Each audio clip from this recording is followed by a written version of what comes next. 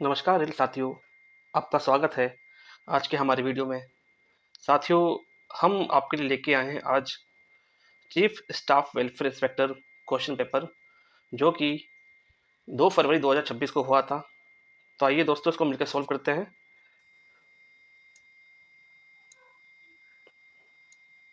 ये दोस्तों 2026 को हुआ था, 2 फरवरी 2026 को। इसको हम सॉल्व करते हैं। इसका पहला क्वेश्चन क्या है दोस्तों? वह वस्तु जो भारत में रेलवे द्वारा परिवहन किए जाने वाले माल की अधिकतम मात्रा के लिए जिम्मेदार है।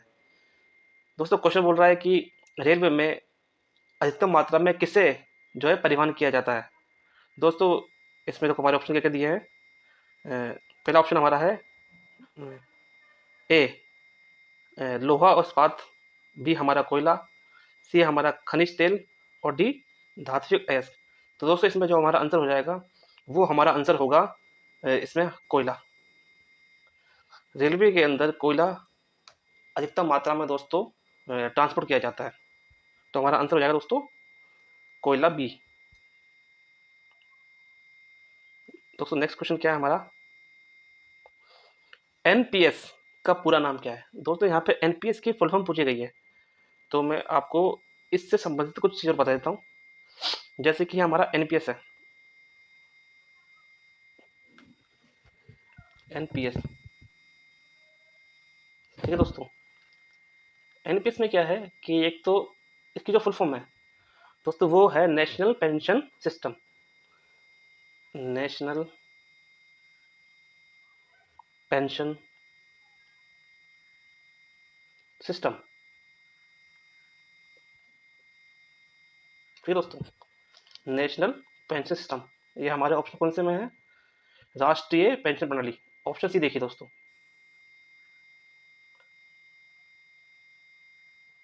राष्ट्रीय पेंशन प्रणाली, नेशनल पेंशन सिस्टम। दोस्तों, ये कब आया था एनपीएस हमारा? एनपीएस हमारा आया था 1 जनवरी 2004 में आया था। 1 जनवरी 2004, आपको डेट भी याद रखनी है कि एनपीएस कब आया था। तो 1 जनवरी 2004 को एनपीएस आया था। इसमें क्या होता है दोस्त, दो टायर होते हैं, टायर 1 और टायर 2, ठीक है दोस्तों। टायर 2 होते हैं। टायर 1 जो है कंपलसरी है और टायर 2 कंपलसरी नहीं है।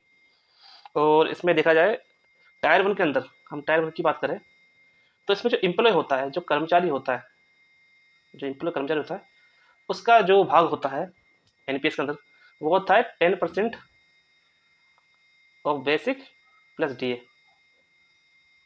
ठीक है साथियों।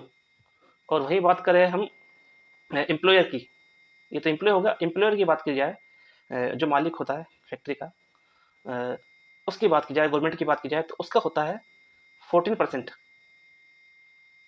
Of basic plus DA. तो कर्मचारी का अंशदान हो जाएगा हमारा 10% ऑफ बेसिक प्लस डीए। वही जो व्यवस्था है, हमारी सरकार है या कंपनी का मालिक है, उसका अंशदान हो जाएगा 14% ऑफ बेसिक प्लस डीए, ठीक है साथियों। तो यहाँ हमसे पूछा गया था कि एनपीएस का पूरा नाम क्या है, तो हमने बता दिया था नेशनल पेंशन सिस्टम। हमारा ऑप्शन सी सही हमारा आंसर हो जाएगा। नेक्स्ट क्वेश्चन क्या है दोस्तों कि सेवा आचरण नियमों के किन नियमों के तहत कोई भी रेल कर्मचारी किसी अन्य व्यक्ति से उपहार स्वीकार नहीं कर सकता? दोस्तों, इसने हमसे पूछा है रेल सेवा आचरण नियम के बारे में, कि इसमें से कौन सा नियम है जिसके तहत कोई व्यक्ति जो है उपहार स्वीकार नहीं कर सकता है। चार ऑप्शन दिए दोस्तों हमको। ऑप्शन ए हमारा क्या बोल रहा है कि रूल नंबर या नियम नंबर 15। दोस्तों, नियम नियम 15 क्या बोलता है कि इसमें निजी व्यापार, जो निजी व्यापार है, निजी व्यापार और नौकरी पर रोक है। जो नौकरी है, नौकरी पर रोक, ये हमारा जो नियम नंबर 15 है। नियम नंबर 13 ए क्या बोलता है? ये दहेज के लिए, दहेज पर रोक।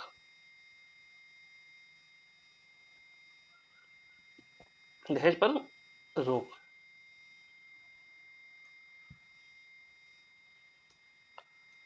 ये है दहेज पर रोक। और नियम नंबर 13 क्या बोलता है दोस्तों? उपहार या गिफ्ट पर प्रतिबंध या रोक।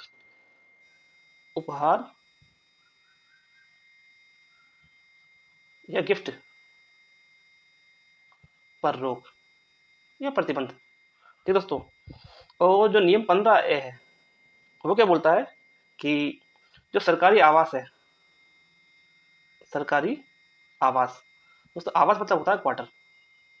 जो क्वार्टर है उसका आप गलत इस्तेमाल नहीं कर सकते, उसका दुरुपयोग नहीं कर सकते। ठीक है दोस्तों, अनैतिक कार्य इसमें नहीं कर सकते। तो ये हमारा जो बोलता है नियम नंबर 15 है। तो हमसे पूछा गया था ऊपर कि सेवा आचरण नियमों के किन नियमों के तहत कोई भी रेल कर्मचारी किसी अन्य व्यक्ति से उपहार स्वीकार नहीं कर सकता है। तो दोस्तों उपहार के लिए हमारा होता है रूल नंबर 13। ठीक है दोस्तों, तो यहाँ हमारा आंसर हो जाएगा ऑप्शन सी, नियम नंबर 13। क्यों 13 है? दहेज के लिए। 15 अपना निजी व्यापार के लिए है, निजी व्यापार नौकरी पर रोक है। और 15A हमारा क्या? सरकारी आवास पर आवास का दुरुपयोग पर रोक। ठीक है दोस्तों। अच्छा, यहाँ पे एक चीज और पूछी जाती है कभी कभी, ये जो क्वार्टर है ना, सरकारी आवास इसको बोलते हैं क्वार्टर। ठीक है दोस्तों, ये जो सरकारी आवास क्वार्टर है ना, कभी कभी इसका मास्टर सर्कुलर नंबर पूछता है।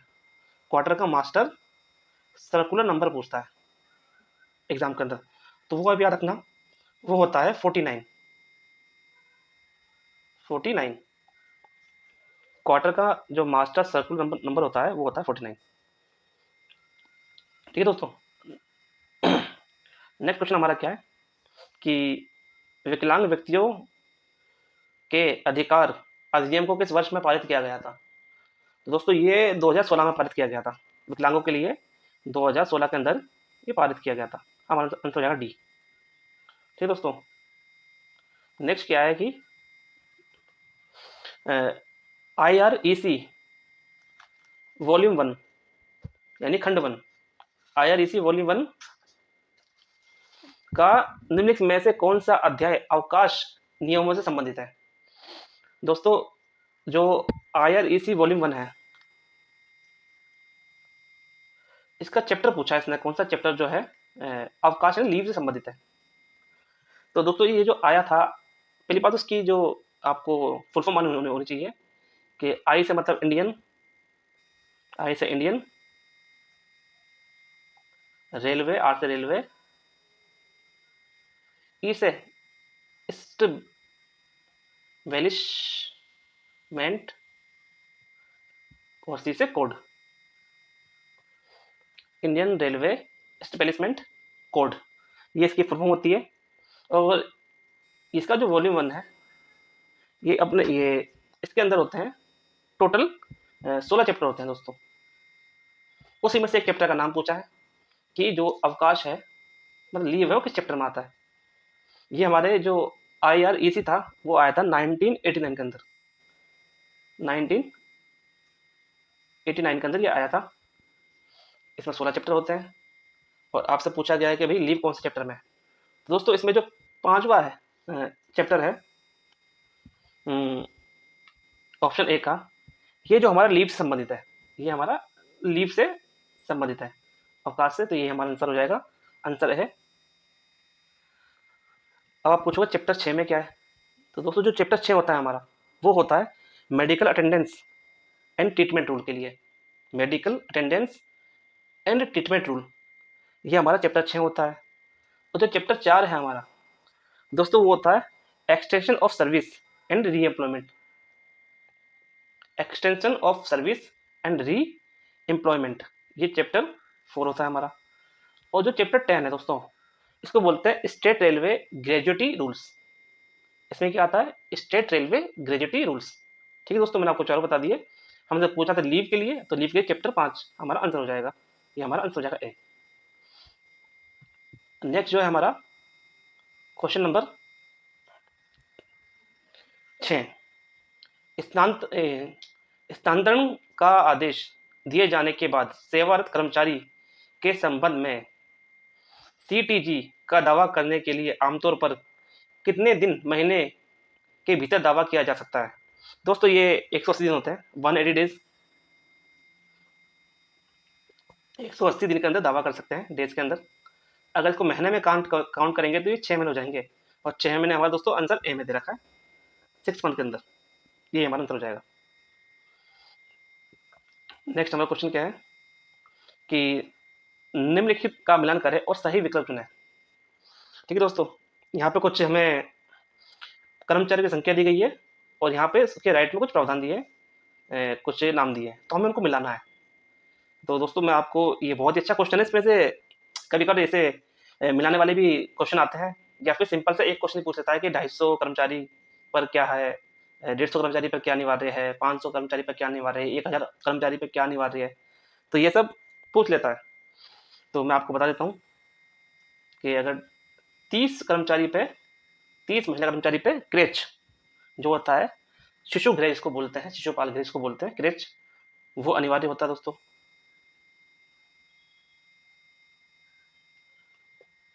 150 पे हमारे जो होता है फर्स्ट एड बॉक्स, बहुत जरूरी है दोस्तों, फर्स्ट एड बॉक्स, FAB, 150 पे FAB, फर्स्ट एड बॉक्स।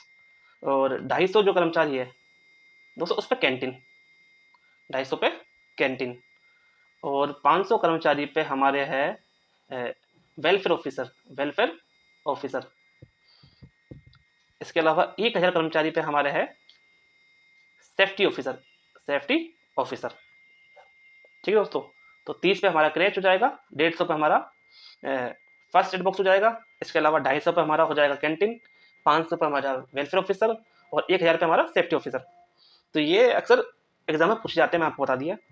अब क्वेश्चन देखते हैं हमारा क्या है कि ए में क्या बोल रहा है कि 500 या उससे अधिक कर्मचारी। तो मैं आपको बताया कि 500 कर्मचारी पे क्या होता है, हमारा वेलफेयर ऑफिसर होता है। और वेलफेयर ऑफिसर कहाँ दिया, फर्स्ट में दिया है। देखिए दोस्तों, यहाँ फर्स्ट में ही वेलफेयर ऑफिसर दिया है, तो जो हमारा ए का वो हो जाएगा फर्स्ट से मिलान। दूसरा क्या दिया इसने कि 250 या अधिक कर्मचारी, और 250 में आपको बताया क्या होता है, कैंटीन। दोस्तों कैंटीन बिल्कुल सामने दिया है इसके, नंबर 2 पे, तो कैंटीन। और सी क्या बोल रहा है, 150 या अधिक कर्मचारी। तो दोस्तों 150 मैंने आपको बताया फर्स्ट एड बॉक्स, फैब, 150 पे, तो 150 पे माना जाएगा फर्स्ट एड बॉक्स। और 30 से अधिक पे हमारा क्रेच। तो यहाँ पे एक ऑप्शन क्या मिल रहा है कि ए में हो जाएगा 1, ए में हो जाएगा 1, बी में हो जाएगा 2, सी में हो जाएगा 3, और डी में हो जाएगा 4। दोस्तों यही हमारा आंसर हो जाएगा। देखते हैं किसमें है। इसमें ए बी सी, हाँ देखिए दोस्तों, यहाँ पे डी ऑप्शन देखिए आप, ए में 1, बी में 2, सी में 3, डी में 4, यही हमारा आंसर हो जाएगा डी। ठीक है दोस्तों, नेक्स्ट क्वेश्चन देखते हैं कि हमारा नेक्स्ट क्वेश्चन क्या है। यदि वृद्धावस्था पेंशन भोगी 85 वर्ष की आयु प्राप्त कर लेता है तो पेंशन की बढ़ी हुई दर क्या होगी। अगर कोई पेंशन लेने वाला कर्मचारी है जो रिटायर हो चुका है, वो पेंशन लेता है, और उसकी जो उम्र है वो 85 ईयर्स, 85 वर्ष पार कर चुकी है, तो उसकी पेंशन में कितनी वृद्धि होगी, ये पूछा गया है। दोस्तों जब पेंशन भोगी जो है 80 ईयर्स के पार कर लेता है, ये 80 ईयर्स में आती, 80 साल की उम्र में आती है, उसकी पेंशन बढ़ना चालू होती है। इससे पहले जो आती है वो नॉर्मल बढ़ती रहती है, पर एक उम्र के हिसाब से जो पेंशन बढ़ती है वो 80 साल की उम्र से बढ़ना स्टार्ट होती है। तो इसके लिए मैं आपको एक ट्रिक बता देता हूँ जो आपको याद रहेगी। ठीक है, अगर एज जो है 80 से 85 के बीच में है, 80 से 85 के बीच में है, ठीक है, 80 ज़्यादा और 85 से कम, ठीक है दोस्तों, तो यहाँ पे 20% बढ़ेगी पेंशन। अगर ये 85 से 90 के बीच में है तो 30%। अगर 90 से 95 के बीच में है तो 40%। ठीक है दोस्तों, और 95 से 100 के बीच में है तो 50%।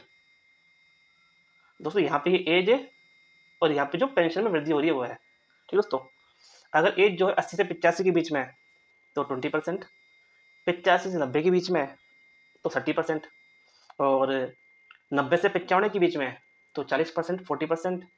इसके अलावा अगर 90 से 100 के बीच में है तो 50%, अगर 100 वर्ष से ऊपर हो जाती है आय, अगर जो एज है वो 100 या 100 के ऊपर चल जाती है, जो तो उस केस में जो पेंशन बढ़ेगी वो भी 100% हो जाएगी, 100% हो जाएगी।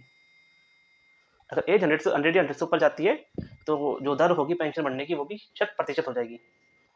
तो हमसे यहाँ क्या पूछा गया है कि जो आय है वो कितनी है, 85। ठीक है दोस्तों, तो 85 हो चुकी है। तो 85 में दोस्तों क्या है हमारा 30%। तो यहाँ पे हमारा 30% कहाँ होगा दोस्तों, ऑप्शन ए में, यही हमारा आंसर हो जाएगा। तो मूल पेंशन का 30% वृद्धि होगी। ठीक है दोस्तों, देखते हैं हमारा नेक्स्ट क्वेश्चन क्या बोल रहा है। पितृत्व अवकाश किस वर्ष में शुरू किया गया था। पेटर्निटी लीव दोस्तों ये शुरू किया गया था हमारे 1997 में, 1997 में पितृत्व अवकाश जो है शुरू किया गया था। इसको बोलते हैं पेरेंटल लीव। ये पहले 2 बच्चों पे दिया जाता है, 2 चाइल्ड पे दिया जाता है। ठीक है दोस्तों, और ये 15 दिन का दिया जाता है। ये 15 डेज का होता है। इसको आप एक बच्चे के लिए एक बार ले सकते हैं, और जन्म से बच्चा का बच्चे के जन्म से 6 महीने के अंदर, 6 मंथ के अंदर से ले सकते हैं। और बच्चे के जो डेट है डिलीवरी की उससे 14 डेज पहले भी ले सकते हैं। ठीक है साथियों, तो जो जन्म की तारीख है उससे 6 महीने के बाद तक से ले सकते हैं, और जन्म की डेट से 14 दिन पहले ले सकते हैं। अगर 6 महीने तक आप इसको नहीं लोगे तो ये जो लीव है आपकी खराब हो जाएगी। ठीक है दोस्तों, तो हमसे पूछा गया किस वर्ष में आया, तो वर्ष था हमारा 1997। नेक्स्ट क्या पूछ रहा है कि क्वेश्चन नंबर 10, कर्मचारी कल्याण योजना के अंतर्गत आता है staff welfare fail under which plan head. यहाँ हमसे बात कर रहे थे प्लान हेड की, कि स्टाफ वेलफेयर जो है कौन से प्लान हेड में आता है। ठीक है दोस्तों, अब यहाँ पे देखिए आप 53 दिया है, 53 ये होता है प्लान हेड किसके लिए होता है, ये होता है passenger and other railway users के लिए।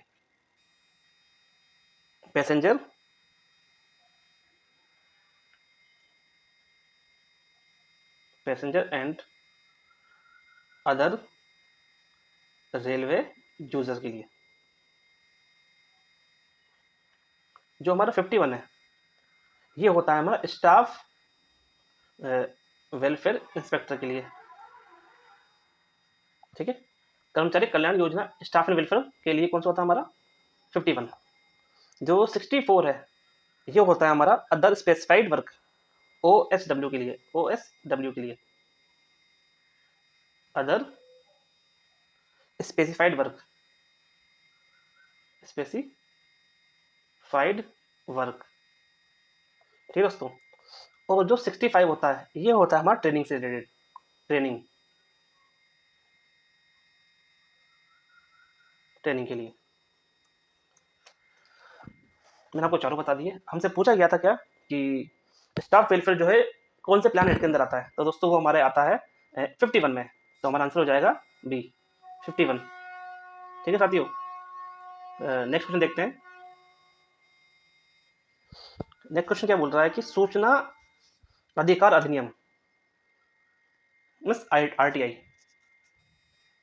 ना, सूचना अधिकार अधिनियम के किस नियम के तहत किसी भी नागरिक को कुछ ऐसी जानकारी प्रदान करने की बाध्यता नहीं होगी जो प्रकटीकरण से या प्रकटीकरण से मुक्त है। ठीक है साथियों,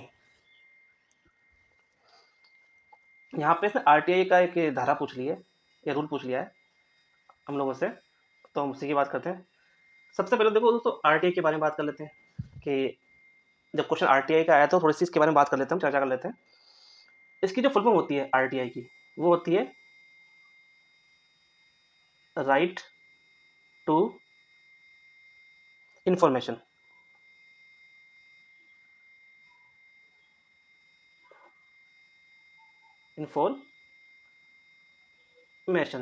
ठीक है दोस्तों, राइट टू इंफॉर्मेशन इसकी फुल फॉर्म होती है। अब ये आया कब, तो सबसे पहले राष्ट्रपति ने, हमारे राष्ट्रपति साहब ने इस पर हस्ताक्षर किए थे, वो किए थे 15 जून 2005 को। ठीक है दोस्तों, 2005 को हमारे राष्ट्रपति साहब ने इस पे हस्ताक्षर किए थे 15 जून 2005 को। और ये लागू हुआ था, वो हुआ था 12 अक्टूबर 2005 को। दोस्तों मैं डेट इसलिए बता रहा हूँ कि कितनी बार ये डेट एग्जाम पूछी गई है कि आरटीआई के आरटीआई पर राष्ट्रपति ने कब साइन किए थे। दोस्तों 15 जून 2005 को किए थे। कब से लागू हुआ, तो ये लागू हुआ हमारा 12 अक्टूबर 2005 से लागू हुआ। इसकी फुल फॉर्म क्या होती है, इसकी फुल फॉर्म होती है राइट टू इन्फॉर्मेशन, इसकी फुल फॉर्म होती है, ये पूछ लेता है। इसके अलावा दोस्तों इसकी फीस पूछ लेते हैं, तो इसकी जो फीस है वो 10 रुपये है, 10 रुपये आरटीआई की फीस है। अगर कोई बीपीएल कार्ड होल्डर है तो उसके लिए 0 फीस है। इसके अलावा जो अपील करते हैं इसमें, तो जो फर्स्ट अपील होती है वो 30 दिन में की जाती है, और जो सेकंड अपील है वो 90 दिन में की जाती है।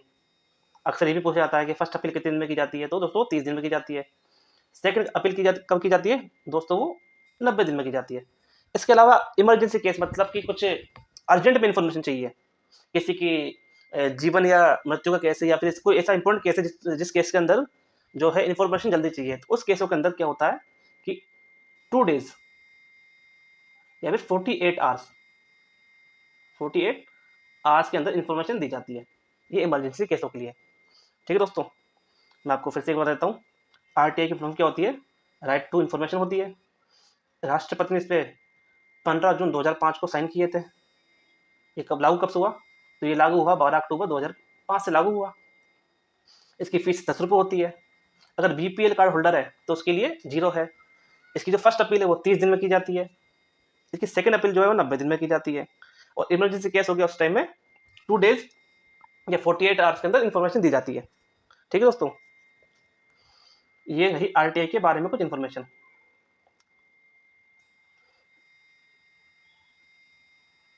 अब हम क्वेश्चन पाते हैं हमारे, क्वेश्चन क्या बोल रहा है।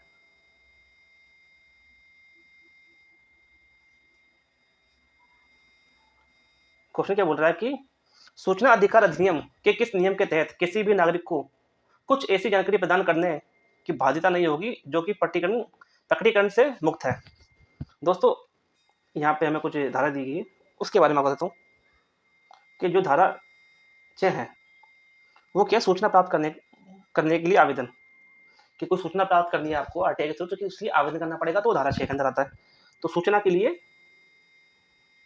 जो आवेदन होगा वो धारा 6 में होगा।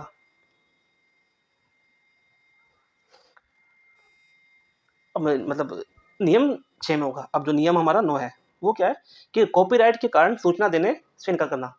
कुछ कॉपीराइट का भी दोस्तों प्रॉब्लम होती है। अगर कोई पर्सनल इन्फॉर्मेशन ऐसी मांग रहा है जो किसी कंपनी के काम का संबंधित है, अगर वो इन्फॉर्मेशन दे देंगे दूसरी कंपनी को तो वो वैसा काम कर सकती है। तो कॉपीराइट की वजह से कुछ इन्फॉर्मेशन नहीं दी जाती है। अगर वो अपना फॉर्मूला ही बता देंगे सबको तो फिर सब लोग वैसा बना लेंगे ना दोस्तों। तो इस नियम में क्या आता है कि कॉपीराइट के कारण सूचना देने से इनकार करना, कि भाई अगर कंपनी की सूचना देंगे पूरी की पूरी को कैसे उस प्रोडक्ट को बनाती है तो उस कंपनी का नुकसान हो जाएगा ना। तो इसलिए इस नियम में क्या आता है कि कॉपीराइट के कारण सूचना से इनकार। ठीक है दोस्तों। और जो नियम हमारा 18 है ये शिकायत है दोस्तों। जितनी भी शिकायत की जाती है ना नियम नंबर 18 के थ्रू की जाती है। शिकायत जो भी है हमारी वो नियम 18 के थ्रू की जाती है। तो यहाँ पे इसने क्या पूछा था हमसे एग्जेम्प्ट फ्रॉम डिस्क्लोजर। ठीक है दोस्तों, सूचना में प्रकटीकरण पूछा था हमसे इसने हमसे। तो दोस्तों इसमें तो ऐसा कुछ नियम नहीं है, तो हमारा आंसर हो जाएगा डी। ठीक है दोस्तों, और इसका जो आंसर हो जाएगा वो जाएगा धारा 8, नियम 8 या धारा 8। ठीक है दोस्तों, नेक्स्ट क्वेश्चन क्या है कि ट्रैकमैन के लिए आवश्यक चिकित्सा मानक क्या है। ये ट्रैकमैन की बात कर रहा है दोस्तों कि ट्रैकमैन जो है उसका मेडिकल स्टैंडर्ड क्या है, उसके आँख का पैमाना क्या है, वो पूछा गया यहाँ पे। मैं आपको सभी का देता हूँ एक बार, तो आपको इजी रहेगा। जैसे कि A1 होता है, A1 है दोस्तों, इसमें कौन आता है ALP और LP। ठीक है दोस्तों, ALP बोले तो असिस्टेंट लोको पायलट और लोको पायलट, जो हमारे ट्रेन चालक होते हैं उनके लिए A1 होता है। ठीक है दोस्तों, अब A2 की बात की जाए, जो ये A2 ये रहा ऑप्शन बी में, ये ऑप्शन ए में जो A2 है, इसमें कौन कौन आता है? तो दोस्तों इसमें आते हैं हमारे SMR, SM स्टेशन मास्टर, हमारे A2 में आते हैं। इसके अलावा जो हमारे TMR है, train manager, TMR train manager जो होते हैं वो हमारे A2 में आते हैं। ठीक है दोस्तों, अब A3 है, A3 है, अब A3 में कौन आएगा? तो दोस्तों A3 में आता है हमारा ट्रेन क्लर्क, ट्रेन क्लर्क हमारा जो ट्रेन क्लर्क है वो हमारा A3 में आता है। इसके अलावा जेई जो होते हैं, जूनियर इंजीनियर या फिर senior section engineer, senior section SSC जो होते हैं वो हमारे किस में आते हैं? A3 में आते हैं। ठीक है दोस्तों, इसके अलावा मैं आपको बता दूं, जैसे कि B1 है, अभी B1 है, अब ये किसके लिए हो जाएगा? दोस्तों ये हो जाएगा हमारा ट्रैकमैन के लिए, ट्रैकमैन। इसके अलावा ये हो जाएगा हमारा RPF के लिए, RPF। तो B1 हो जाएगा हमारा ट्रैकमैन के लिए, RPF के लिए। B2 की बात की जाए, B2 की, तो दोस्तों ये हो जाएगा हमारा कॉमर्शियल कॉमर्शियल टिकट स्टाफ के लिए, कॉमर्शियल टिकट स्टाफ के लिए हमारा हो जाएगा B2। इसके अलावा हमारा C1, अब जैसे C1 है वो हो जाएगा हमारा स्टाफ एंड वेलफेयर इंस्पेक्टर के लिए, C1। ठीक है दोस्तों, C2 की बात की जाए तो वो हो जाएगा हमारा जूनियर अकाउंटेंट के लिए हो जाएगा। और इसके अलावा सीनियर क्लर्क कम टाइपिस्ट के लिए हो जाएगा, सीनियर क्लर्क कम टाइपिस्ट के लिए हमारा हो जाएगा C2। ठीक है दोस्तों, ये मेन थे जो एग्जाम में पूछे जाते हैं, मैंने आपको सारे बता दिए कि A1 में ALP assistant loco pilot, A2 के अंदर हमारा SMR स्टेशन मास्टर साहब और TMR साहब A2 में आते हैं। इसका A3 में हमारा क्या आता है? ट्रेन क्लर्क, JE SSC हमारा A3 में आता है। B1 में हमारा ट्रैकमैन और RPF आता है। B2 में हमारा CTS आता है। CTS बोले तो B2 में हमारा कमर्शियल एंड टिकटिंग स्टाफ, ये हमारा जो है B2 में आता है। इसके अलावा C1 में हमारा SWI आता है, स्टाफ एंड वेलफेयर इंस्पेक्टर आता है C1 में।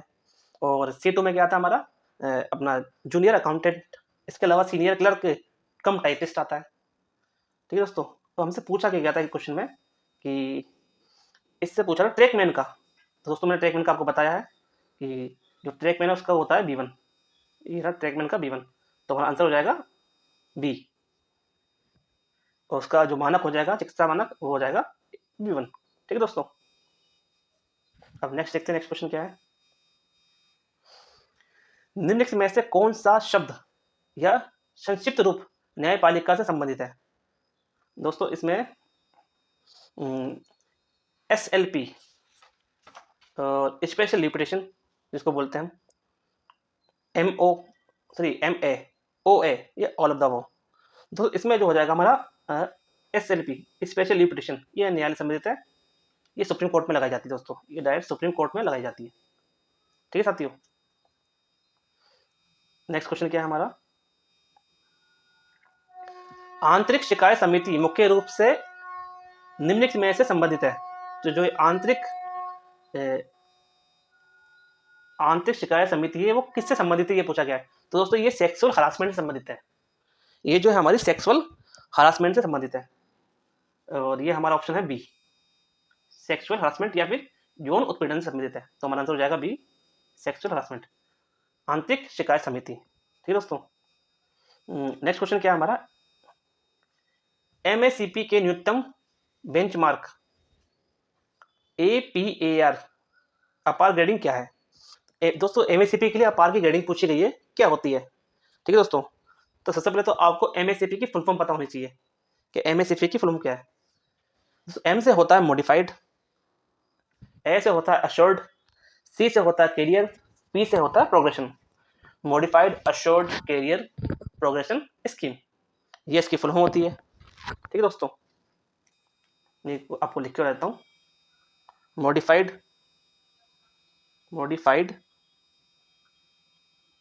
अश्योर्ड कैरियर प्रोग्रेसिव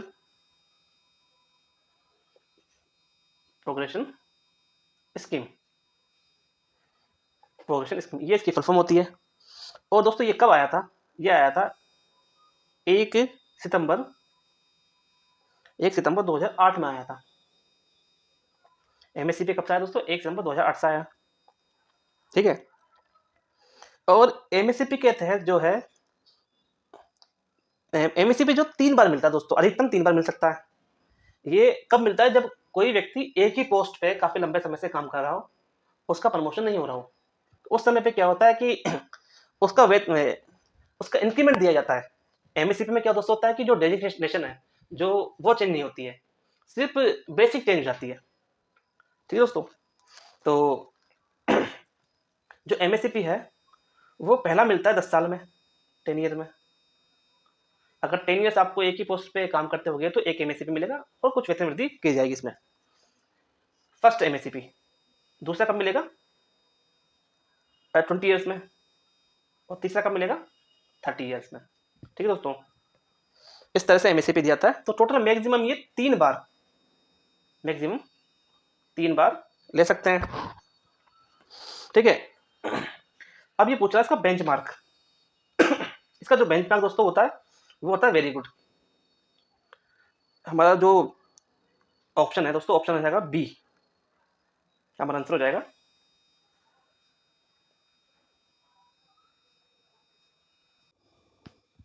तो दोस्तों वेरी गुड जो है इसका बेंचमार्क हो जाएगा वेरी गुड।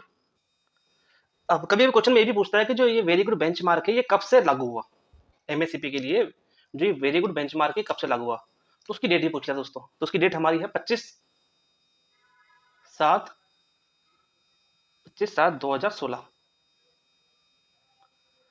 ठीक है दोस्तों, 25 जुलाई 2016। थोड़ा अच्छे से लिख देते हैं, 25 जुलाई 2016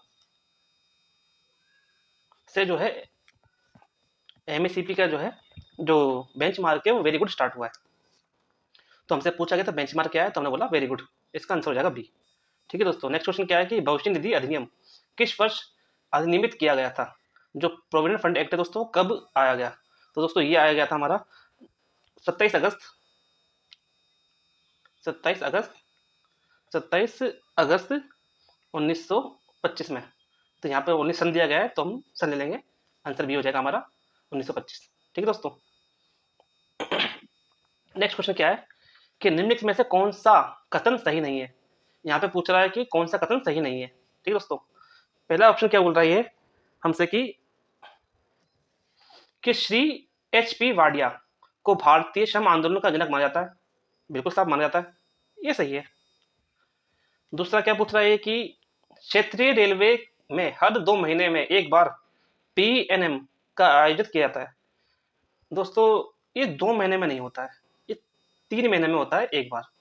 और साल में होता है 4 बार। तो 2 महीने में दोस्तों ये गलत है।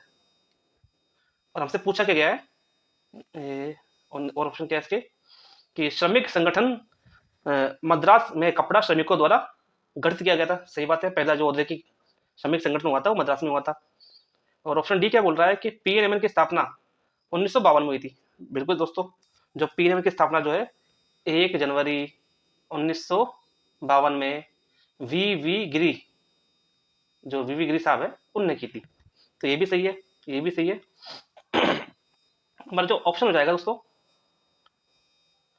हमसे पूछा क्या गया है कि कौन सा कथन सही नहीं है, तो दोस्तों ये सही नहीं है ऑप्शन बी कि क्षेत्रीय रेलवे में हर 2 महीने में एक बार पीएनएमएल का आयोजन किया जाता है। ये 3 महीने में एक बार किया जाता है। तो ऑप्शन के अकॉर्डिंग ये सही माना जाएगा क्योंकि आंसर जो सही नहीं है वो पूछा है। ठीक है साथियों। नेक्स्ट क्वेश्चन क्या है 18वां। गहन श्रम पर काम करने वाले श्रमिकों के लिए मानक, मानक मतलब स्टैंडर्ड दोस्तों, मानक मतलब स्टैंडर्ड, मानक कार्य घंटे इस प्रकार है। जो हमारा दोस्तों HOER रूल होता है, HOER, इसमें दोस्तों कर्मचारी के कार्य की कंडीशन के अकॉर्डिंग अकॉर्डिंग उनको 4 भागों में बांटा गया है।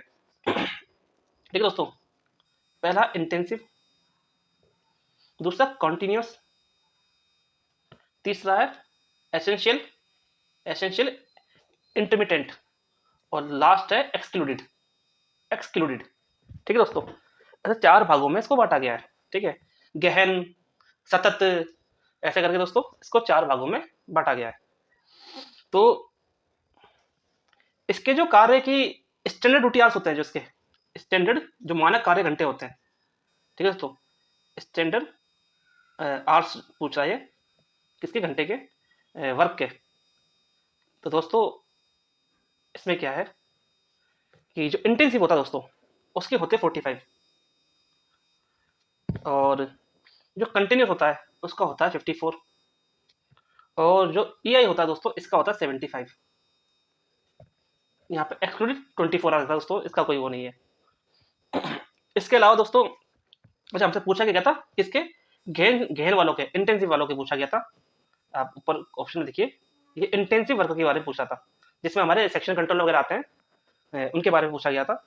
तो उसके लिए 45 होता है दोस्तों, तो ये 45 हमारा आंसर हो जाएगा सी में। कुछ और भी दोस्तों मैं आपको बताऊँ, जैसे कि लॉन्ग ऑन, ड्यूटी का time, long on, long on. ठीक है दोस्तों, लॉन्ग ऑन की बात की जाए तो इंटेंसिव के लिए दोस्तों लॉन्ग होता है 8 घंटे का। ये कुछ पॉइंट दोस्तों आपको ऐसे कैसे याद रखना है, क्योंकि एग्जाम में डायरेक्ट ही पूछता है ये। कंटिन्यूस के लिए 10 घंटे का। ठीक है दोस्तों, और जो ईआई होता है उसके लिए 12 घंटे का। इसके अलावा दोस्तों एक होता है शॉर्ट ऑफ, शॉर्ट ऑफ, मैं शॉर्ट में लिख रहा हूँ, मतलब रेस्ट, मिनिमम रेस्ट दिया जाएगा। लॉन्ग मतलब कार्य के घंटे, कार्य के घंटे, और शॉर्ट मतलब रेस्ट। तो जो हमारा गहन श्रमिक है, इंटेंसिव कर्मचारी है, उसके लिए दोस्तों कितना हो जाएगा, 12 घंटे। उसको 12 घंटे के रेस्ट का ड्यूटी बुलाया जा सकता है। कंटिन्यूस के लिए दोस्तों ये हो जाएगा हमारा 10 घंटे। ठीक है दोस्तों, और ईआई के लिए हो जाएगा ये 8 घंटे।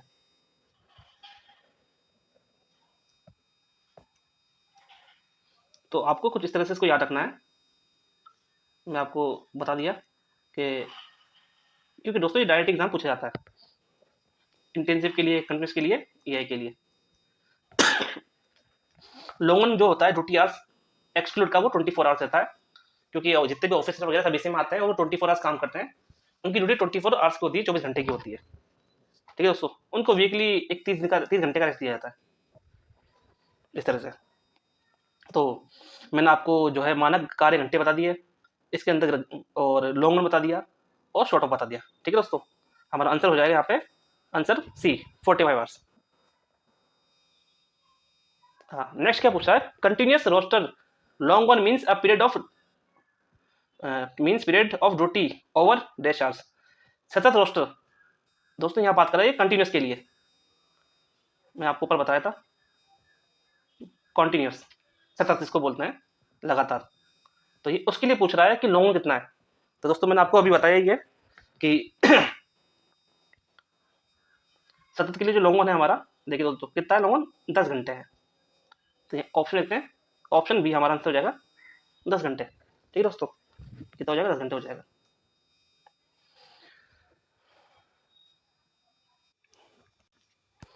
क्वेश्चन नंबर 20 दोस्तों, वह अध्याय जो भर्ती, प्रशिक्षण आदि से संबंधित है निम्नलिखित में से किस कोड मैनुअल में उपलब्ध है।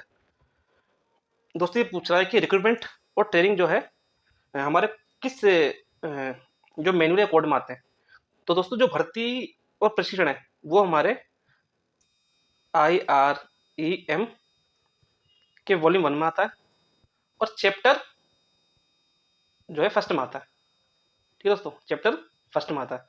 इसमें टोटल चैप्टर जो होते हैं 16 होते हैं, और 16 चैप्टर का जो पहला चैप्टर होता है दोस्तों वो होता है ट्रेनिंग और रिक्रूटमेंट का होता है। तो हमारा आंसर हो जाएगा आंसर फर्स्ट, IREM वॉल्यूम 1। ठीक है दोस्तों, नेक्स्ट क्वेश्चन,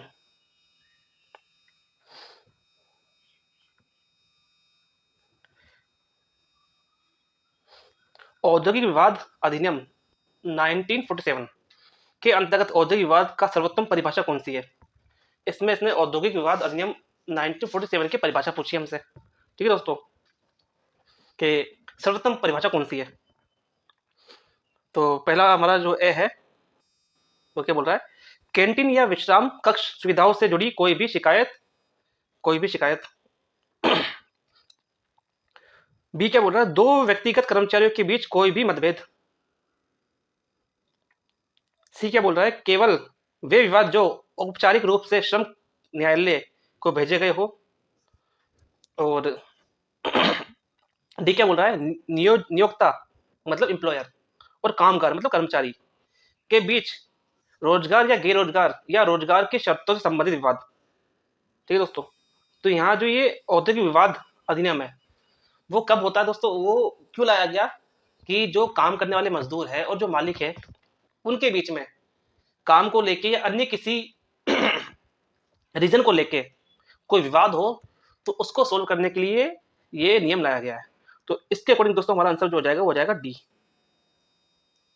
के कामगार और नियोक्ता के बीच रोजगार या गैर रोजगार शर्तों से संबंधित विवाद को सुलझाने के लिए।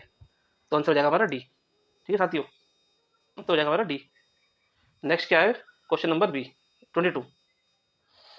भारत में किन्हीं श्रेणियों में कामगारों को नित्य मजदूरी का भुगतान मुख्य रूप से किस नियम के द्वारा दिया जाता है।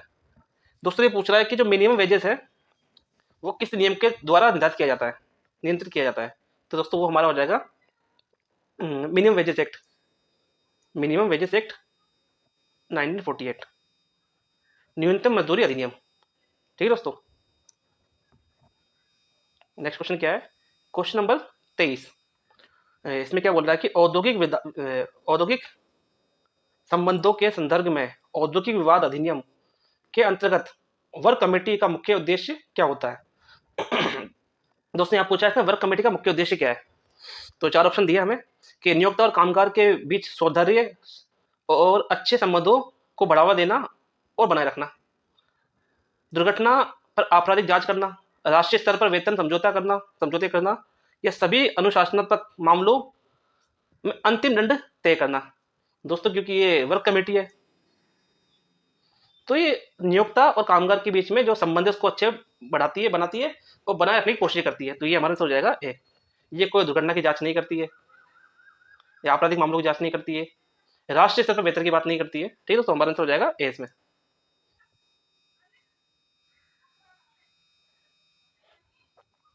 Question number 24। निम्नलिखित में से रेलवे स्टाफ बेनिफिट फंड का मुख्य उद्देश्य क्या है। ठीक है दोस्तों, तो इसमें चार ऑप्शन दिया हमें। पहला ऑप्शन क्या है, कर्मचारी और उनके परिवारों के लिए शिक्षा, मनोरंजन और राज्य जैसी कल्याणकारी गतिविधियों का समर्थन करना। ठीक है दोस्तों, पहला ऑप्शन तो ये हो गया हमारा। दूसरा, स्टाफ यूनियनों के राजनीतिक अभियानों को वित्त देना। थर्ड ऑप्शन क्या है हमारा, सी, लाभ के लिए वाणिज्य उद्यमों में निवेश करना। और डी क्या है हमारा, सभी कर्मचारियों को प्रत्यक्ष वेतन वृद्धि देना। तो दोस्तों यहाँ पे जो बेस्ट हमारा आंसर वो हो जाएगा, पूछा गया है तो ए, कि कर्मचारियों और उनके परिवारों के लिए शिक्षा, मनोरंजन जैसी राहत कल्याणकारी गतिविधियां जो होती है उसका समर्थन करना। ये हमारा आंसर हो जाएगा। Question number 25। HR प्रबंधक में मानव संसाधन योजना का सर्वोत्तम वर्णन कौन सा है। तो दोस्तों इसमें क्या है, ऑप्शन दिए चार। यहाँ हमसे क्या पूछ रहा है, HR के लिए। तो दोस्तों यहाँ पे पहला ऑप्शन हमारा क्या है, संगठन की मानव संसाधन आवश्यकताओं का पूर्व अनुमान लगाने और उन्हें पूरा करने का नियंत्रण प्रक्रिया। संगठन की मानव संसाधन आवश्यकताओं का पूर्व अनुमान लगाने और उन्हें पूरा करने की नियंत्रण प्रक्रिया। ऑप्शन ए में दिया गया है। ऑप्शन बी क्या है, केवल मौजूदा कर्मचारियों के लिए प्रशिक्षण कार्यक्रम तैयार करना। ऐसा नहीं दोस्तों, आगे वाले के लिए भी करना पड़ता है पहले से ही। बी गलत हो जाएगा। सी में क्या है, सभी रिक्तियों भरने के लिए एक बार की भर्ती प्रक्रिया। तो एक बार में हम सभी को भर्ती नहीं कर सकते हैं, एक बार की प्रक्रिया में नहीं होता। और डी क्या है, सभी कर्मचारियों के लिए व्यक्तिगत विवरण का रिकॉर्ड रखना, सभी कर्मचारियों के व्यक्तिगत विवरण का रिकॉर्ड रखना। ठीक है दोस्तों, तो यहाँ पे देखिए दोस्तों, जो HR का मानव संसाधन से सवाल पूछा गया है तो इसमें पूछा सर्वोत्तम वर्णन कौन सा है। सर्वोत्तम वर्णन कौन सा है, तो उसके लिए दोस्तों हमारे हिसाब से इसका आंसर है ए, कि संगठन का मानव संसाधन आवश्यकताओं का पूर्व अनुमान लगाना है और उन्हें पूरा करने के लिए निरंतर प्रयास करना की जो प्रक्रिया है वो इसका आंसर हो जाएगा ए। ठीक है साथियों, नेक्स्ट क्वेश्चन है 26। फैक्ट्री अधिनियम 1948 के अंतर्गत बड़े कारखानों में कल्याण अधिकारी, दोस्तों जो कल्याण अधिकारी होता है कहाँ पे कितने होता है, जहाँ पे 500 मजदूर हो। ठीक है दोस्तों, मैं आपको पहले बताया भी है कि जो कल्याण अधिकारी है वो 500 मजदूरों पे या 500 कर्मचारियों पे लाया जाता है। तो फैक्ट्री अधिनियम 1948 के अंतर्गत बड़े कारखाने या कारखाने में कल्याण अधिकारी की अवधारणाओं को निम्न में से कौन सबसे अच्छी तरह स्पष्ट करता है। ऑप्शन है केवल उत्पादन लक्ष्य देने का अधिकारी, केवल कैंटीन की सुविधा देने का अधिकारी, ऑप्शन सी मुख्यतः वेतन भुगतान करने वाला अधिकारी, ऑप्शन डी श्रमिकों के कल्याण सुरक्षा और शिकायत निवारण के लिए नियुक्त अधिकारी। तो दोस्तों ये हमारा हो जाएगा डी, के श्रमिकों के लिए कल्याण सुरक्षा शिकायत निवारण करने वाला अधिकारी। आंसर डी हो जाएगा हमारा। Question number 27। भुगतान ग्रेजुएटी अधिनियम 1972 के तहत सामान्य परिस्थितियों में कितने वर्ष की निरंतर सेवा पूरी करने के बाद किसी कर्मचारी को ग्रेजुएटी दे हो सकती है। तो दोस्तों मैं आपको इसका बता देता हूँ एक बार कि 2 ईयर, 5 ईयर, 10 ईयर। ठीक है दोस्तों, 2 ईयर में तो क्या होता है, जब कोई रेलवे में आता है तो 2 साल की सर्विस करने के बाद वो परमानेंट हो जाता है। 5 ईयर में क्या दोस्तों होता है कि जब कोई 5 साल की सर्विस पूरी कर लेता है तो उसके पास और पीटीओ उसके पास जो है बढ़ जाते हैं, उसके प्रिविलेज पास से बढ़ जाते हैं। ठीक है दोस्तों, और इसके अलावा 5 साल में जो ग्रेजुएटी के लिए वो ग्रेजुएटी के लिए लायक हो जाता है, वो ग्रेजुएटी के लिए लायक हो जाता है। 10 साल में दोस्तों क्या होता है, वो पेंशन जो है हमारा उसकी लायक हो जाता है पेंशन के लिए। ठीक है दोस्तों, इसके अलावा 15 साल में दोस्तों क्या होता है कि जो पेंशन होती है उसका रिस्टोर होता है, पेंशन का रिस्टोर होता है। और जो 20 साल दोस्तों होते हैं उसमें हम VRS दे सकते हैं। ठीक है दोस्तों, तो मैंने आपको सब बता दिए। 2 साल में परमानेंट, 5 साल में जो है प्रिविलेज पास बढ़ते हैं, इसके अलावा ग्रेजुएटी के लिए लायक हो जाते हैं, 10 साल में पेंशन के लिए, 15 साल में पेंशन का रिस्टोर होता है और 20 साल में VRS के लिए। तो हमसे पूछा है ग्रेजुएटी के लिए तो 5 साल दोस्तों हमारा होता है इसके लिए, और 5 साल हमारा डी के अंदर है, ये हमारा आंसर हो जाएगा। ठीक है साथियों, इसके अलावा क्या पूछा है इसमें नेक्स्ट क्वेश्चन में, औद्योगिक संबंधों में सामूहिक सौदेबाजी को निम्नलिखित में से कौन सा विकल्प सबसे अच्छी तरह से समझाता है। सामूहिक सौदेबाजी की बात कर रहे हैं यहाँ पे कि किसी कंपनी में मजदूर और जो मालिक होता है उसके बीच में विवाद हो गया है, तो उसके बीच में सौदेबाजी करके उसका हल निकालना, ऐसे कुछ समझ सकते हैं आप उसको। ठीक है दोस्तों, ऑप्शन ए के लिए नियोक्ता और यूनियन द्वारा जो प्रतिनिधित्व है श्रमिकों के समूह के बीच बातचीत। ठीक है दोस्तों, नियोक्ता और यूनियन के द्वारा प्रतिनिधित्व श्रमिकों के समूह के बीच बातचीत, मतलब कि जो नियोक्ता मालिक है और जो कर्मचारी उनमें से कुछ चुने हुए लोगों के बीच में बातचीत। ऑप्शन बी क्या बोल रहा है, प्रत्येक श्रमिक द्वारा व्यक्तिगत वेतन बातचीत। ऑप्शन सी क्या बोल रहा है, बिना चर्चा के न्यायालय द्वारा थोपित निपटान। और डी क्या बोल रहा है, सरकार द्वारा एक तरफा सभी वेतन निर्धारण। दोस्तों मैंने आपको बताया स्टार्टिंग में कि नियोक्ता यानी कि कंपनी के मालिक और क्या कहते हैं कर्मचारियों के बीच में एक हल निकालना बातचीत करके, उसको बोलते हैं सामूहिक सौदेबाजी। तो हमारा आंसर हो जाएगा ए। ठीक है दोस्तों, नेक्स्ट क्या बोला है 29 कि भारतीय रेलवे की कौन सी प्रणाली कौन सी कल्याणकारी योजना मुख्य रूप से रेलवे कर्मचारियों के बच्चों के लिए शिक्षा समर्थन करने के उद्देश्य से बनाई गई है। तो दोस्तों शिक्षा संबंधित के लिए हमारा है SBF, स्टाफ बेनिफिट फंड, और वो हमारा ऑप्शन ये हाउसिंग स्कीम जो हाउस की हो जाएगी। इंश्योरेंस जो दोस्तों आपको मालूम ही है, इंश्योरेंस जो कंपनी की के लिए होता है, पास पीटीओ नहीं, स्टाफ बेनिफिट फंड ये होता है दोस्तों शिक्षा के लिए। ठीक है दोस्तों, एजुकेशन के लिए स्टाफ बेनिफिट फंड कमेटी बनाई गई है समर्थन करने के लिए। ठीक है दोस्तों, नेक्स्ट क्या है कि निम्नलिखित में से कौन सा कार्य रेल में स्टाफ एंड वेलफेयर इंस्पेक्टर का प्राथमिक कार्य नहीं है। अब इसमें उनको बहुत सारे काम दिए और पूछा गया क्या है कि जो स्टाफ एंड वेलफेयर इंस्पेक्टर उसका काम कौन सा नहीं है। तो ऑप्शन ये स्टाफ की शिकायत के निवारण में सहायता करना, स्टाफ की शिकायतों के निवारण में सहायता करना, स्टाफ और प्रशासन के बीच सेतु। अच्छा ये सही है दोस्तों कि जो स्टाफ की शिकायत है उसका निवारण करता है स्टाफ एंड वेलफेयर इंस्पेक्टर, है वो वेलफेयर इंस्पेक्टर तो वेलफेयर काम करेगा। इसके अलावा बी क्या दोस्तों, स्टाफ और प्रशासन के बीच सेतु का काम करना, ये भी सही बात है। रेलवे परिसर में बड़े आपराधिक मामलों की जांच करना। और डी क्या है, कल्याण योजनाओं का क्रियान्वयन करना सुनिश्चित करना। दोस्तों डी भी सही है आंसर। जो डी ऑप्शन सी है ना दोस्तों, कि रेलवे परिसर में बड़े आपराधिक मामलों की जांच करना, ये काम जो है वेलफेयर इंस्पेक्टर का नहीं होता है। ठीक है दोस्तों, तो ये हमारा आंसर हो जाएगा। तो यही पूछा गया कि कौन सा कार्य नहीं है, तो बड़े आपराधिक मामलों की जांच करना वेलफेयर इंस्पेक्टर का कार्य नहीं है, और यही हमारा आंसर हो जाएगा। इसका नेक्स्ट क्वेश्चन क्या है दोस्तों, 31।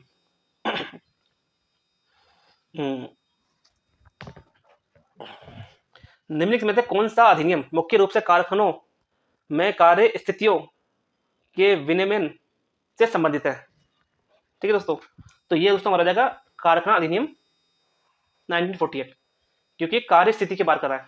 तो जो ये अधिनियम है हमारा कारखाना अधिनियम 1948, इसमें दोस्तों क्या है, जो कार्य की स्थिति है उसके बारे में बताया गया है कि भाई स्नान घर होना, इसके अलावा क्या बोलते हैं कैंटीन होना, स्टाफ वेलफेयर ऑफिसर होना, सेफ्टी ऑफिसर होना, फर्स्ट एड बॉक्स होना, और फर्स्ट एड बॉक्स होना, इसके अलावा क्या बोलते हैं पीने का पानी जो है इसकी सुविधा होना, वॉशरूम वगैरह होना, ये सब जो है हमारा कारखाना अधिनियम 98 के अंदर बताया गया है। तो कार्य स्थिति के लिए हमारा आंसर हो जाएगा फैक्ट्री एक्ट 1948 आंसर। ठीक है दोस्तों,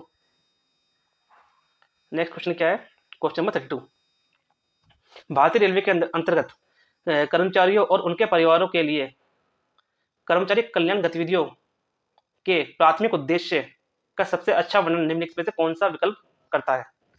ठीक है साथियों, तो पहला ऑप्शन क्या है, कर्मचारियों की भलाई और प्रेरणा को सामाजिक मनोरंजन और सहायक सेवाओं के माध्यम से बढ़ावा देना। सही बात है। नेक्स्ट देखते हैं, नेक्स्ट क्या है, सख्त अनुशासन और दंड लागू करना करके उत्पादन करना। नहीं दोस्तों, ये गलत बात है। नेक्स्ट क्या है, वेतन और बोनस जैसे मौद्रिक लाभों पर ध्यान केंद्रित करना और मौद्रिक गैर मौद्रिक सुविधाओं को की अनदेखी करना। ये भी गलत है दोस्तों। और डी क्या है, स्वैच्छिक सेवानिवृत्ति को प्रोत्साहित करके स्थायी कर्मचारियों की संख्या कम करना। ये भी गलत बात है। तो हमारा दोस्तों आंसर क्या हो जाएगा, यहाँ पे हमारा आंसर हो जाएगा ए, कर्मचारियों की भलाई और प्रेरणा को सामाजिक मनोरंजन और सहायक सेवाओं के माध्यम से बढ़ावा देना। ठीक है दोस्तों, ये हमारा आंसर हो जाएगा। अब नेक्स्ट क्वेश्चन क्या है हमारा, क्वेश्चन नंबर 33। भारतीय रेलवे में आकस्मिक कर्मचारियों श्रमिकों के संबंधित नियमों के अंतर्गत कौन सा कथन उनकी नियुक्ति और उनके साथ व्यवहार को सामान्यता सिद्धांत को सर्वोत्तम रूप से दर्शाता है। ठीक है दोस्तों, पहला क्या बोलता है ऑप्शन, अस्थायी कर्मचारियों को अनिश्चित काल के लिए बिना किसी रिकॉर्ड, बिना वेतन सुरक्षा के काम पर रखा जाना जा सकता है और उन्हें बिना किसी प्रक्रिया के बर्खास्त किया जा सकता है। दोस्तों ये गलत बात है। नेक्स्ट क्या बोल रहा है कि आकस्मिक कर्मचारी या श्रमिक जो है वे होते हैं जिन्हें आकस्मिक या मौसमी प्राकृतिक प्रकृति में काम के लिए नियुक्त किया जाता है, लेकिन वे कुछ स्थिति लाभों और सुरक्षाओं के हकदार होते हैं। बिल्कुल सही बात है दोस्तों, कि जो आकस्मिक कर्मचारी होते हैं वो मौसमी तौर पर काम में, सर्दियों में या गर्मियों में कुछ विशेष तरह का कार्य होता है तो उस समय उनको लाया जाता है, या किसी विशेष फैक्ट्री में एक समय पर कुछ कार्य होता है उस समय पर लाया जाता है, और वो कुछ लाभों के लिए, सेफ्टी के लिए, सुरक्षा के लिए हकदार होते हैं। ये सही बात है। तो ये हमारा ऑप्शन बी है। ऑप्शन सी देखते हैं, अटेंडेंस एक्ट के अप्रेंटिस है दोस्तों, ये अटेंडेंस नहीं, अप्रेंटिस होगा ये। अप्रेंटिस एक्ट के तहत आकस्मिक श्रमिकों को प्रशिक्षुओं के समान ही माना जाता है और उन्हें भी वही प्रशिक्षण और दायित्व दिया जाता है। दोस्तों ये बोलते हैं कि जो कैजुअल मजदूर है वो अप्रेंटिस जो होते हैं हमारे, अप्रेंटिस करते हैं, उनके समान माना जाता है। दोस्तों ये गलत बात है, अप्रेंटिस कभी भी मजदूर नहीं होते हैं, श्रमिक नहीं होते हैं, तो उनके बराबर नहीं माना जाता है। ठीक है दोस्तों। और नेक्स्ट क्या है, अस्थायी श्रमिकों को हमेशा स्थायी आधार पर नियुक्त किया जाना चाहिए और उन्हें पहले दिन से ही सभी लाभ दिए जाने चाहिए। दोस्तों ये भी सही नहीं है कि सभी को स्थायी नहीं कर सकते हैं। ठीक है दोस्तों, ये भी गलत है। तो हमारा आंसर हो जाएगा इसमें, आंसर दोस्तों हमारा हो जाएगा इसमें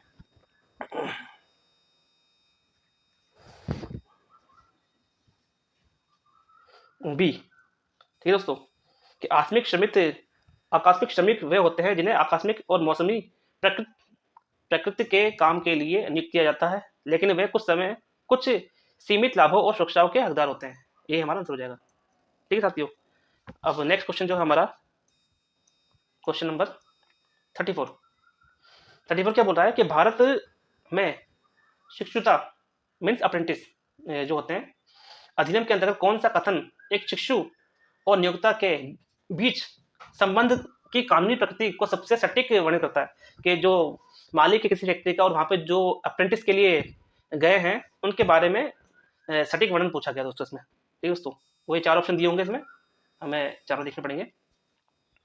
तो पहला ऑप्शन क्या बोल रहा है कि जो प्रशिक्षु है एक नियमित कर्मचारी है। दोस्तों ये बात मैं आपको क्लियर कट कर देता हूँ कि जो अप्रेंटिस होता है वो कर्मचारी नहीं होता है, तो ये गलत हो जाएगा, वो कर्मचारी नहीं होता है। ठीक है दोस्तों। ऑप्शन बी, प्रशिक्षु को आकस्मिक श्रमिक माना जाता है। वो श्रमिक ही नहीं होते हैं, वो अप्रेंटिस होते हैं, वो श्रमिक नहीं माना जाता है उनको। ठीक है दोस्तों, तो ये क्या बोल रहा है कि प्रशिक्षु को आकस्मिक श्रमिक माना जाता है उन्हें, और उस पर आकस्मिक श्रम नियम लागू होते हैं। दोस्तों ये भी गलत है। सी क्या बोल रहा है, प्रशिक्षु मुख्य रूप से एक नियमित कर्मचारी नहीं होते हैं। सही बात है, वो कर्मचारी नहीं होते हैं, बल्कि वे एक प्रशिक्षु अनुबंध के तहत प्रशिक्षण प्रशिक्षण प्रशिक्षणार्थी होता है जिनका ध्यान सीखने पर केंद्रित है। बिल्कुल सही बात है कि जो अप्रेंटिस होता है वो अप्रेंटिस एक्ट के तहत सिर्फ और सिर्फ वहाँ पे काम को सीखने आता है और वो कर्मचारी नहीं होता है। तो हमारा आंसर दोस्तों सी सही है। हम डी को भी देख लें, डी क्या बोल रहा है कि प्रशिक्षु एक अवैतनिक स्वयंसेवक है जिसका कोई औपचारिक समझौता या दायित्व नहीं है। दोस्तों ये भी गलत है, तो हमारा आंसर हो जाएगा सी। ठीक है दोस्तों। क्वेश्चन नंबर 35, निम्नलिखित में से कौन सा भारतीय श्रम कानूनों और रेलवे स्थापना नियमों के अंतर्गत श्रम कल्याण प्रावधानों का एक प्रमुख उद्देश्य है। ऑप्शन ए, श्रमिकों को ट्रेड यूनियन बनाने से रोकने के लिए। ठीक है दोस्तों, पहला ऑप्शन हमारा हो गया ये। दूसरा ऑप्शन क्या बोल रहा है कि सभी मौद्रिक लाभों और कल्याणकारी सुविधाओं से प्रतिस्थापित करना। ऑप्शन सी क्या बोल रहा है, औद्योगिक विवाद में केवल प्रबंधक के हितों की रक्षा सुनिश्चित करना। और डी क्या बोल रहा है, श्रमिकों के जीवन और कार्य स्थिति में वैधानिक न्यूनतम से परे सुधार करना। ठीक है दोस्तों। और यहाँ हमसे पूछा गया कि श्रमिक कानून और रेलवे जो स्थापना नियम है उसके अंतर्गत श्रम कल्याण की बात कर रहा, तो श्रम कल्याण प्रावधानों के बारे में बात कर रहा है, उसका उद्देश्य क्या है। ठीक है दोस्तों, तो उसके हिसाब से इसका जो आंसर है हमारे ऑप्शन में वो दोस्तों क्या है कि श्रमिकों के जीवन और कार्य स्थिति का संवैधानिक न्यूनतम से परे सुधार करना। आंसर डी हमारा इसमें आंसर हो जाएगा। ठीक है दोस्तों।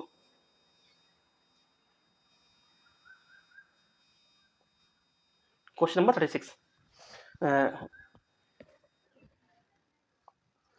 भारतीय रेलवे में औद्योगिक संबंधों के संदर्भ में कौन सा दृष्टिकोण सहभागी प्रबंधन की अवधारणा के साथ सबसे अधिक मेल खाता है। सहभागी प्रबंधन की बात कर रहा है कि अवधारणा के साथ सबसे अच्छा मेल खाता है। ठीक है दोस्तों, कर्मचारी नीतियों से संबंधित सभी मामलों का निर्णय केवल कल्याण रक्षक के ही लेते हैं। गलत बात दोस्तों, ऐसा नहीं है, सभी निर्णय वो नहीं लेते हैं। प्रबंधन कर्मचारियों और यूनियन को परामर्श के लिए बिना एक तरफा रूप से सभी निर्णय लेता है। ये भी गलत है दोस्तों। कुछ मुद्दों पर निर्णय लेने के लिए प्रक्रियाओं में श्रमिकों और यूनियनों का परामर्श किया जाता है। सही बात है, कुछ मुद्दों पर किया जाता है और उन्हें मान्यता प्राप्त मंचों के माध्यम से शामिल किया जाता है। ये सही है दोस्तों, सी आंसर हमारा। नेक्स्ट डी क्या है, सभी निर्णय लेने का अधिकार पूरी तरह से ट्रेड यूनियन को सौंपा गया है। ये दोस्तों गलत है, सभी अधिकार जो है ट्रेड यूनियनों के पास नहीं होते हैं। ठीक है दोस्तों, आंसर हो जाएगा इसमें सी। नेक्स्ट क्वेश्चन दोस्तों हमारा 37, कारखाना अधिनियम के सामान्य सिद्धांतों के अनुसार कारखाने में कार्यरत श्रमिकों के लिए निम्नलिखित में से कौन सी एक मूलभूत कल्याणकारी आवश्यकता है। ऑप्शन ए, श्रमिकों को अपनी कल्याणकारी व्यवस्थाओं लाने की अनुमति देना और नियोक्ता पर कोई नियोक्ता की जिम्मेदारी से बचना। दोस्तों ये गलत बात है, ऐसा नहीं होता है। ऑप्शन बी क्या बोल रहा है दोस्तों कि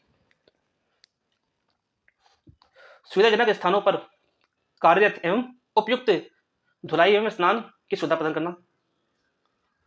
ठीक है, बोल रहा है भौतिक सुविधाओं के बिना केवल वेतन प्रदान करना। और डी क्या बोल रहा है, उत्पादन बढ़ाने के लिए बिना आराम किए असीमित ओवरटाइम काम करना।